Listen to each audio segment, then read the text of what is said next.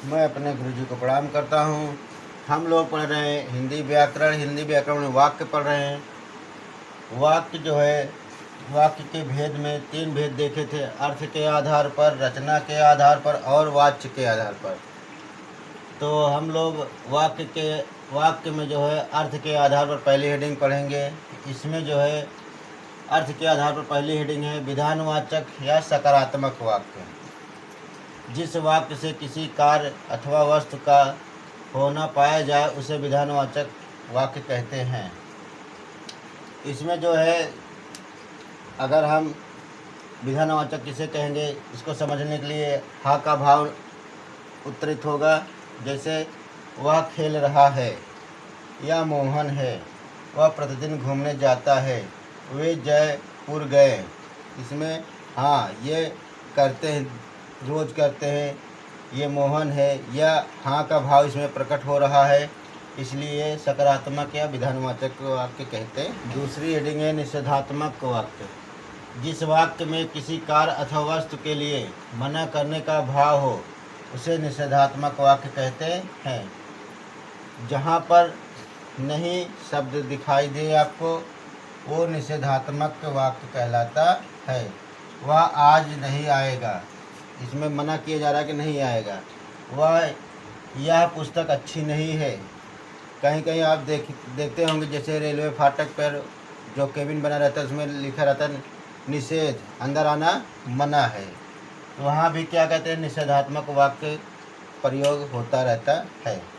अब तीसरा देखेंगे प्रश्नवाचक वाक्य। जिस वाक्य में प्रश्न का भाव निहित हो उसे प्रश्नवाचक वाक्य कहते हैं। जैसे आप क्या कर रहे हैं, यहाँ आपसे प्रश्न पूछा जा रहा है क्या के माध्यम से। आप कहाँ जा रहे हैं, कहाँ के माध्यम से आपसे प्रश्न पूछा जा रहा है। आप क्यों नहीं पढ़ते हैं, वह कहाँ गया, वह उसने खाना खाया कि नहीं। ये सब प्रश्न के वाक्य हैं, इसलिए प्रश्नवाचक वाक्य कहते हैं।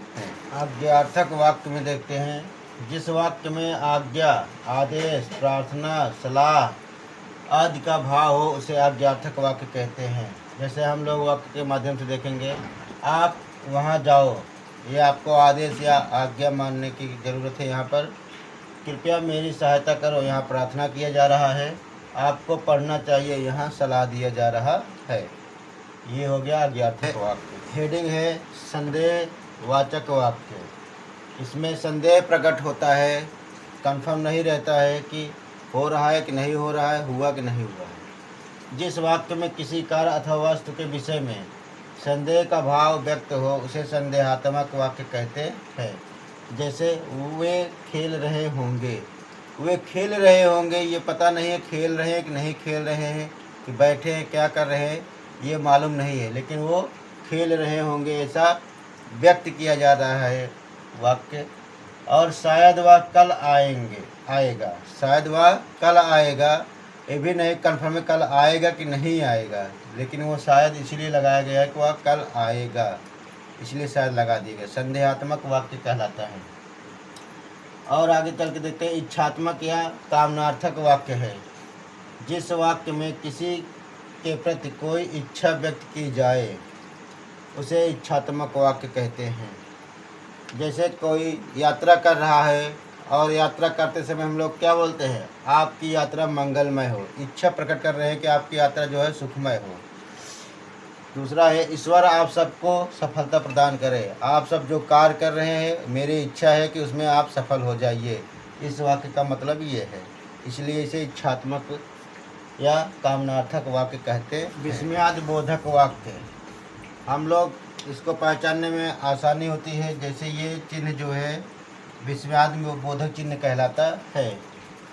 जिस वाक्य में हर्ष, शोक, घृणा, क्रोध, विस्मय, शाबाशी, धन्यवाद जैसे भाव हो उसे विस्मयादि बोधक वाक्य कहते हैं। जैसे देखते हैं उदाहरण के रूप में, अरे वह गया, कहने मतलब है अरे वह गया, इसमें कुछ आश्चर्यचकित वाली बात हो गया।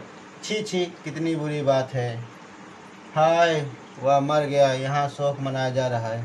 तो ऐसे तमाम चीज़ें हैं। आपके अंदर क्रोध आ रहा है, घृणा आ रहा है, धन्यवाद किसी को दे रहे हैं, शाबाशी दे रहे हैं, ये सब भाव अगर प्रकट हो रहे हैं तो वो विस्मयादिबोधक वाक्य कहलाता है। संकेतवाचक वाक्य देखते हैं। जिस वाक्य से यह बोध हो कि किसी एक कार्य का होना दूसरे कार्य पर निर्भर हो, उसे संकेतवाचक वाक्य कहते हैं। जैसे मोहन पढ़ेगा तो उत्तीर्ण हो जाएगा, यह पढ़ने पर निर्भर है। अगर पढ़ेगा तो उत्तीर्ण हो जाएगा, नहीं तो नहीं होगा। दूसरा है उदाहरण, यदि वर्षा समय पर होती तो खेती अच्छी होती। ये वर्षा पर निर्भर है। संकेत जताया जा रहा है कि अगर यदि वर्षा समय पर होती तो क्या होता, खेती अच्छी हो जाती। यह संकेतवाचक वाक्य होता है।